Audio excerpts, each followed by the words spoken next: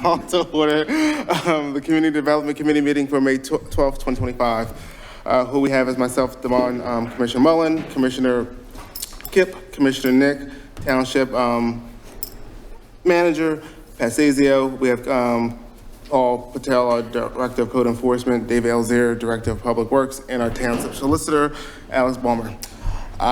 So we have are there any announcements? Any presentations? Any public comments any public comments for non-agenda items only? All right, we'll go to the approval of the minutes. So approved. Approved? Yep. All right. So the minutes are approved. So we'll move on to new business. We're here to discuss the rezoning of 3320 Davisville Road lot line. Pat or Paul, you want to kind of give some insight into this? Paul. Yes, I'm sorry. It's okay. Computer first. So, the applicant for property owner for 3120 and 3130, 3130 Davisville Road submitted originally a change of zoning application and a lot line adjustment plan. This is the property, he did acquire the property that used to be part of the YMCA tract. He also owned a single family home adjacent to that. His proposal was to possibly build a new single-family dwelling, but he's not quite sure what he wants to do with the property. So he has since amended his application to withdraw the lot line consolidation or lot line adjustment plan and just stick with the change of zoning plan, which zoned a portion of the property from RC, Recreation Conservation District, to R2. And the applicant's engineer, Marty Eustace, is here this evening. He may have some information to provide. He said his client is not here, so I'll turn it over to Marty. Some hard copies here as well as overhead. It's locked up. Thank you. They're good.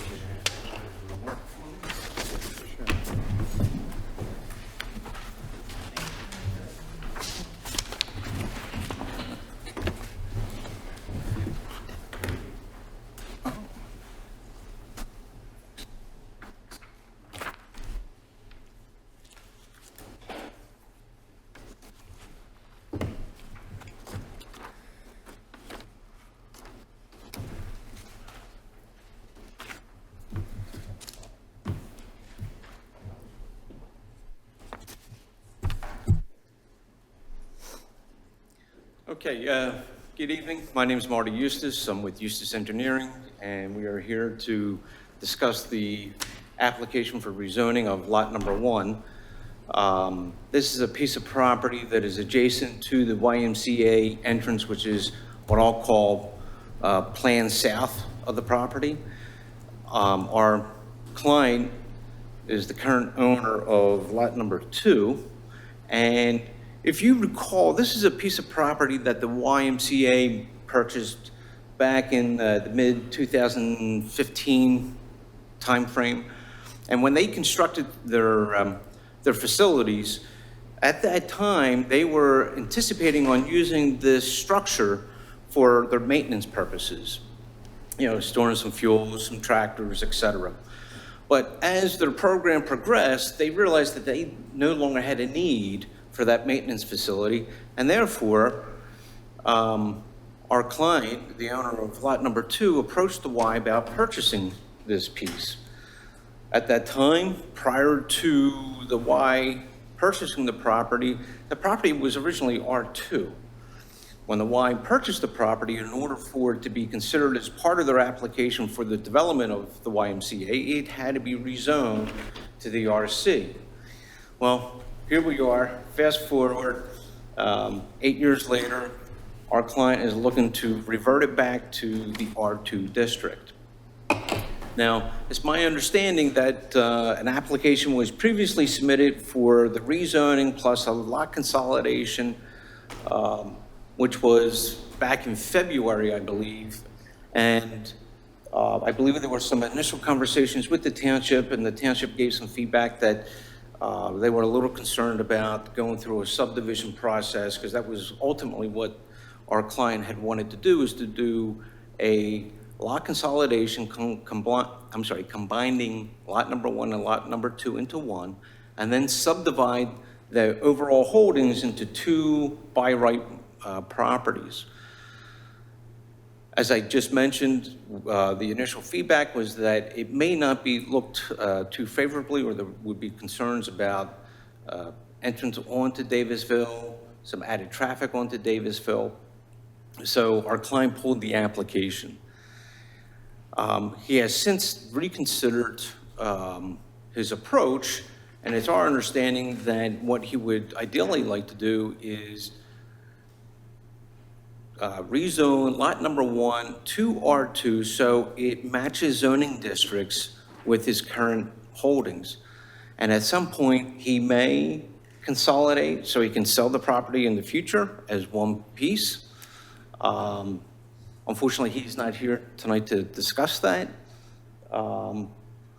The challenge with the lot as a standalone is that it's basically a lot that is of substandard size, meaning that we have, let me see if I can pull that up, zoning table.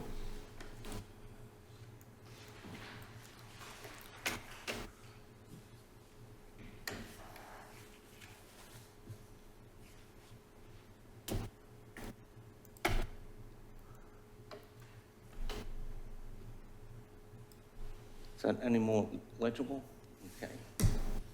So what we have is a situation where the lot is only about just shy of 4,500 square feet. The current zoning district, the RC, requires, 217,000 square feet. The R2 requires a 20,000 square foot lot. So no matter what zoning district is applied to lot number 1, it would be an existing nonconformity. So then we go down to minimum lot widths. The current district, RC, requires 500 feet. The R2 requires 100 feet.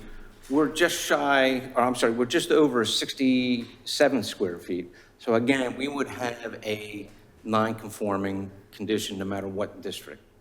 When we go into front yard setbacks, rear yard setbacks, and side yard setbacks, we have the same situation. RC, you have 100 feet, 40 feet, and 40 feet. R2, you're at 50, 40, and 20. We only have, for the front yard, 5.5. For the rear yard, we're at 3.95. And for the side yard, we're at 2. If we were to apply those setbacks of the R2, or any of the districts, your front yard would actually, front yard setback would actually be all the way to the back side of the building. The rear yard would be towards the front of the building. So you can see that this is just a non-conforming situation all the way around. So by rezoning, and if he does consolidate, and again, he's not here to speak on that for future, but you would bring that combined lot into compliance. So it would be a better situation all around. As far as the coverages, there really is no set coverage requirement for the RC for maximum building coverage. We're at 59%, R2 is at 20%, again, non-conforming. The impervious coverage allowed for RC's 15% and 30% for R2. We're at just shy of 85%. But the only thing that I think we're in compliance with would be the building height. So with that, I guess I would look to the board for some feedback and maybe help provide some guidance to our client. First of all, we didn't even know that this property was given, or whatever, on the lot. Okay. have said no, because we would put the drive lane in, and we had problems with that, getting it through PennDOT and everything else. We wouldn't want to see a lot, and that's why we kept it as RC all the way through. That was always a part of the main track of the day camp. Well, maybe I should clarify something. That piece is a separate piece that it wasn't part of the overall holdings. When it was sold, apparently the daycare, or the day camp prior owned that. So when the Y bought it, it was two separate parcels. And there were cross easements all over the place to give rights to that maintenance facility to gain access to out to Davisville Road. In fact, what's kind of interesting here is that this little piece of asphalt is remnants of an access easement. So they never removed the asphalt.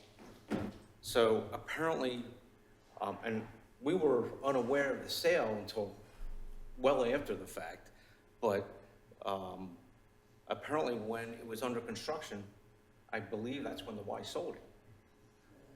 So it's, When it was presented to us, it was RC. It was combined, everything was RC there. When it was presented to us from the Y for their project, that piece there? that was included in. Oh, correct, it was. So when they, correct, so when they were going through their, correct, absolutely. So when they were going through assembling the property, and they went through the the text amendment efforts, and I believe at that point, that's when they had to change it to the RC, if I'm not mistaken, which I believe it was R2, because if you look at the zoning map, even today's zoning map is a little unclear because it's showing that the front piece, and I just think that the zoning map might be a tad off. This is something that I would have a question on. In fact, it's part of the handout that I presented to you. It's showing that the back parcel, the back piece of this parcel is RC, yet the front piece is R2. So again, I think it's probably just maybe some clarification on the map, unless the map's correct, because the map actually shows 3 individual small parcels, but we have no record of lot number 1 being divided up into 3 tiny little parcels. So it's got quite a history to it.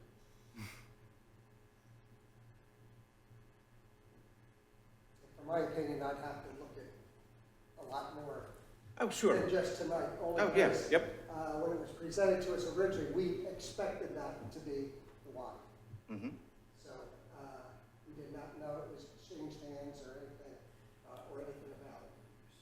So it's coming from the board. Township. We would love some guidance on this. It would come from staff. Yep. Yeah, that's what I mean. It didn't have to come to us for that. So that I would have to really look into it. I'm not into usually changing zoning. It is next door to, so. But I'd have to check on several things before I get. Mm-hmm. I don't know what anybody else did that. I'm not knowledgeable enough to have an opinion. Same here. We would have to consult with our staff and get more information. Well, do you know if this was changed from this piece, changed from R2 to RC? That, I'm not sure on that. We'd I'd have to go look back. into that a little I mean, further. We have So, some investigating to figure some stuff out. Like I said, I was under the impression that was the Ys, and from the very beginning. Did not know it changed hands or Well, it was part of the Y. It was part of the original. original plans. Correct. Yes. Correct. Yeah, for sure. In fact, that's on the approved documents. They're recorded as being owned by the YMCA. Because since then, when you say that driveway there, it did not come out to the street because then that drive lane, yeah, I can't imagine PennDOT would ever give you that curb cut there, on the corner going in. I know there were a lot of conversations about this whole connection coming out to the main ingress movements at that time, when the Y was developing their plans, had a when it lot of was discussion. owned by the Y, Yeah. correct? But I believe there were, oh my gosh, I think this was a 15-foot egress easement here. I believe on the south side, there was a 15-foot ingress easement. I believe there was a 20-foot easement that ran parallel to the property line. And that was all for the benefit of the private camp.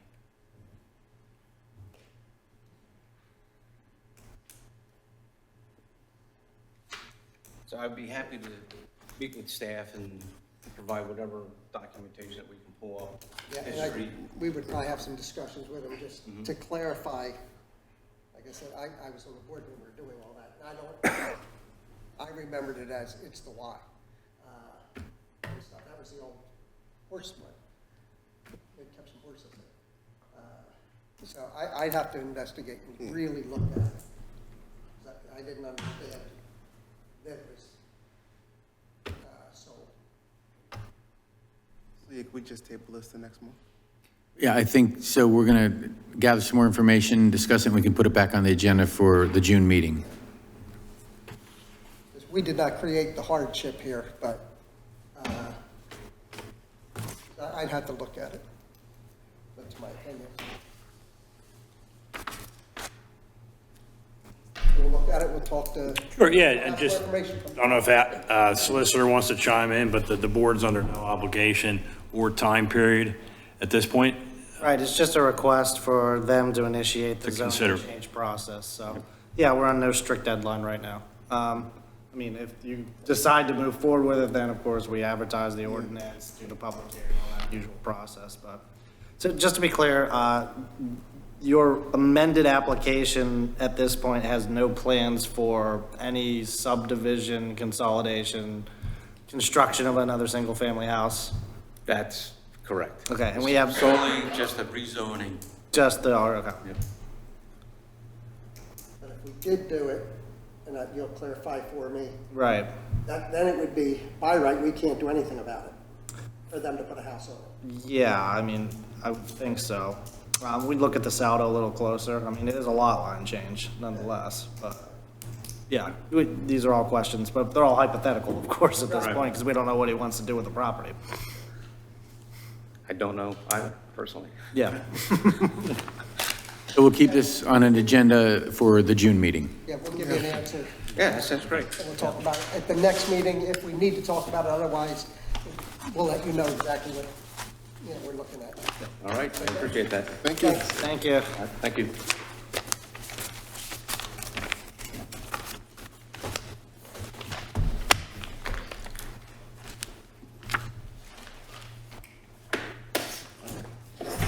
Is there any old business? Okay, we'll just move on to our monthly reports. Code enforcement.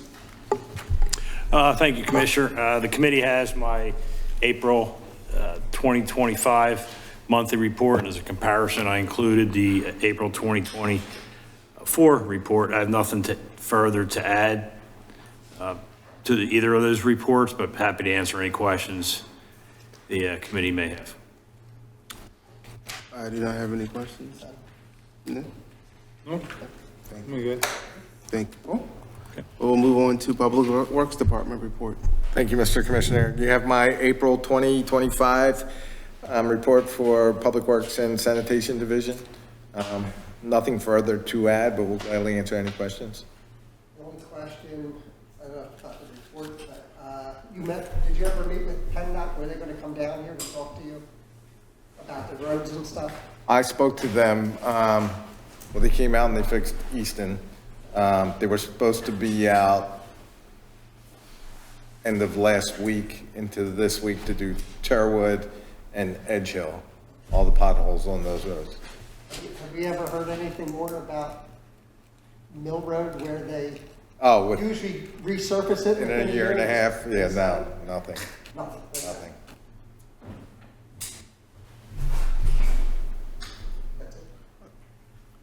Thanks, Dave. We have the reports for our engineering report and traffic engineering report in the packet. We will move on to our EAC report.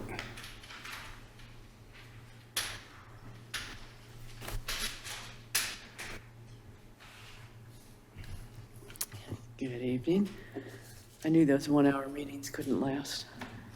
So at our May 4th meeting, we discussed, of course, how the Earth Day Fair went, and then we felt it went pretty good, especially in spite of the rain.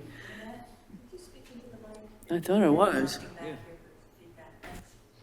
We finalized our plans for the installation of the pollinator garden at Mason's Mill, weather permitting. That will happen this Saturday, and several Girl Scout troops are going to help us out.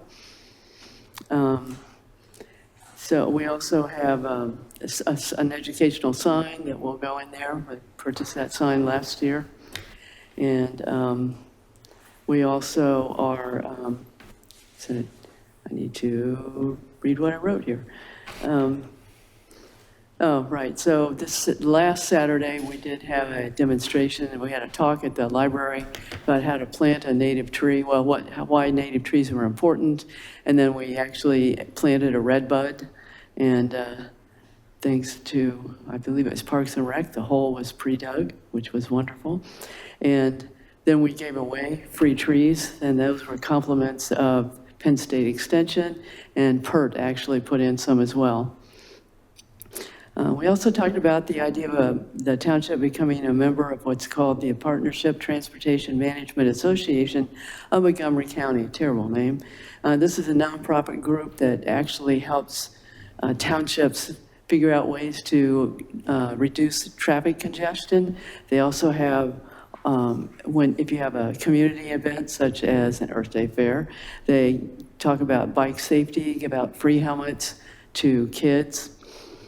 They also have a bike share program that they can implement, so people can borrow a bike for short trips or for exercise, whatever they want it for a short time. I assume it's kind of like the thing they have in Philly where you kind of check out a bike and then put it back. And they can also provide the latest information on SEPTA and other traffic issues. And so you know what's not, if something's happening so that it's not going to run as usual. And I think that's about it. They also have travel training for youth who are with disabilities, so it can teach them the life skills of how to use a bus or SEPTA or whatever. So they provide lots of services. So just basically, can we go ahead and look into that more? Okay. And let's see. Also became aware of several ways the township could add solar with no upfront cost.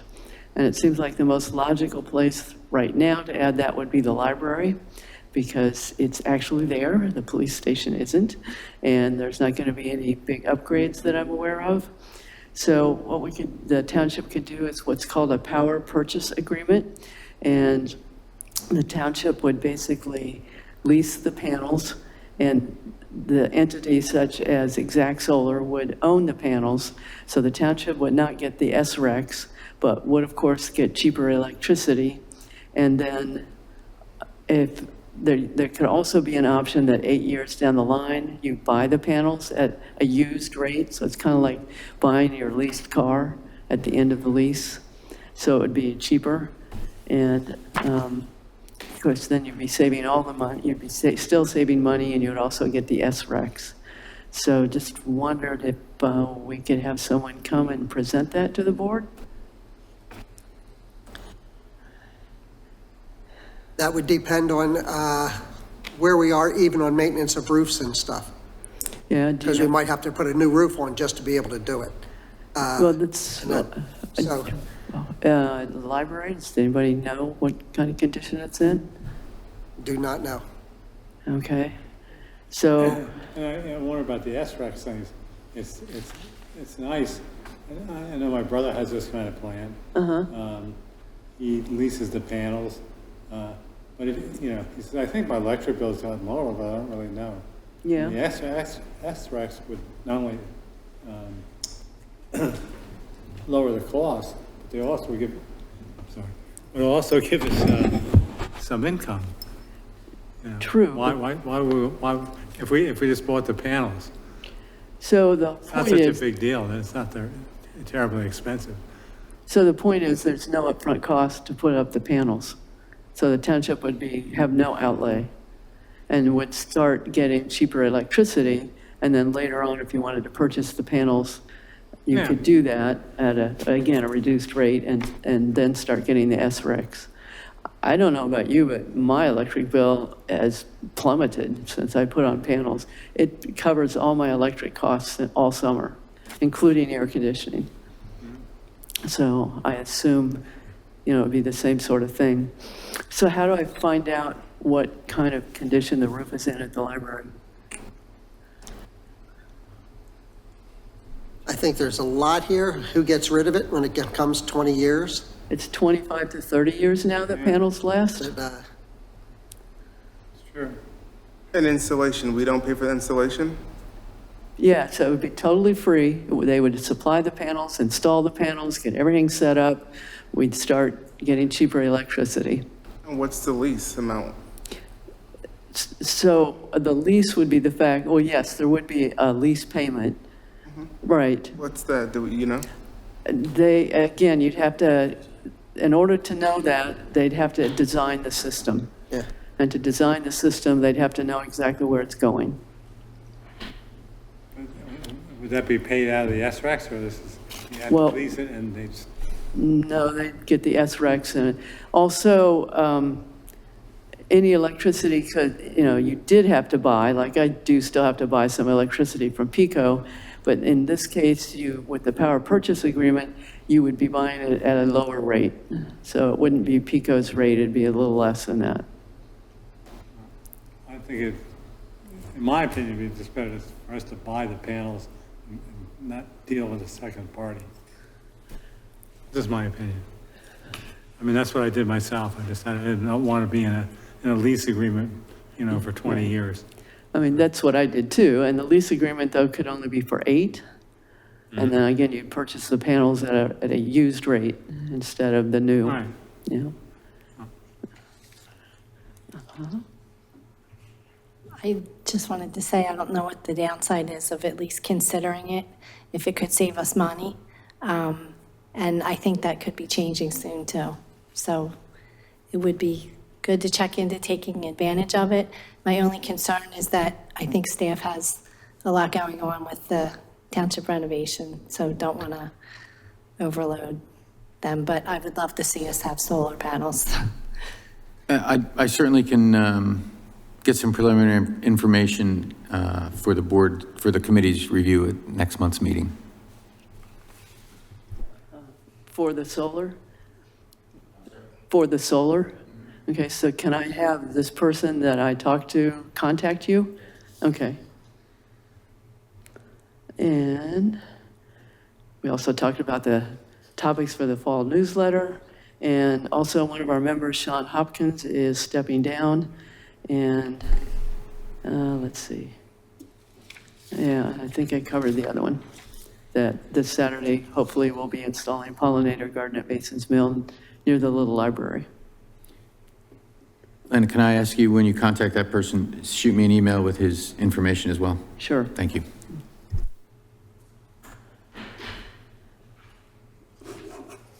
All right. Any other questions? Thank you.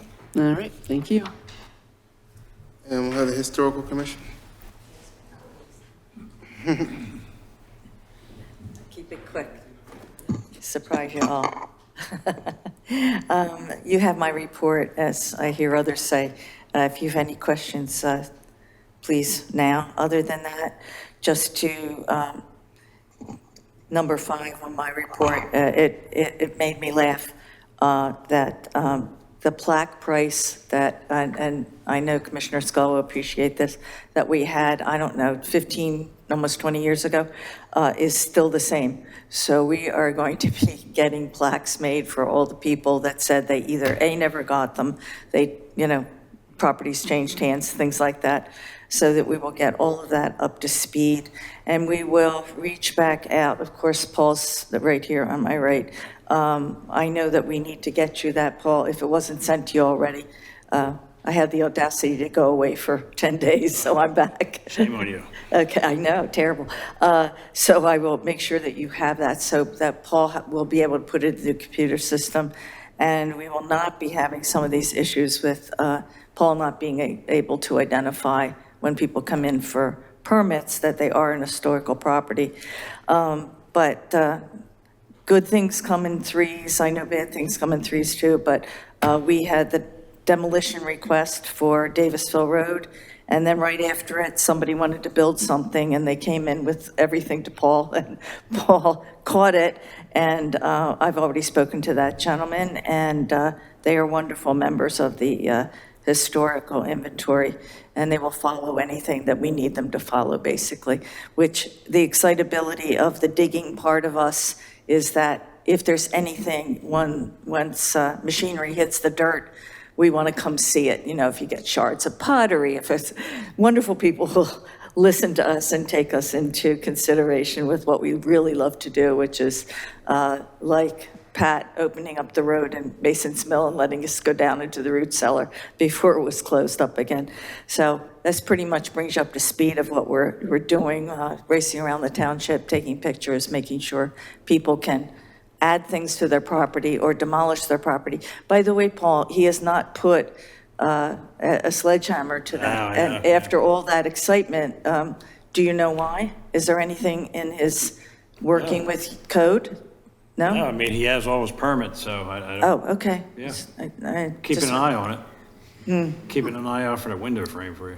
Yeah, I go by a lot just in my driving, so, yeah, just to see what's happening. Yes, because he did promise us some things that we would have to take out, and Alan Sentman is aware of that. And I think it's gone out that our Farmstead movie, isn't happening because of licensing fees. But there was a lot of excitement about it, so maybe we're going to be able to figure out another way to get the community out in the spring to do something. And reminding everybody that the Revolutionary War has already started. I know we talk about 2026 and the Declaration of Independence, but we're already fighting it if it were 1775. So we're kind of excited about working with Katie in whatever it is that she'd like to be doing in the township. So any ideas, always welcome to get them. And the sign is done. For the schoolhouse, in terms of, it's at Dan Clark? I didn't do anything. I mean, the words, you didn't get the second half of that? Okay. Right. You didn't get it. Okay, that's why I'm here to, yep, all right, good. I'll make sure you get what Dan has.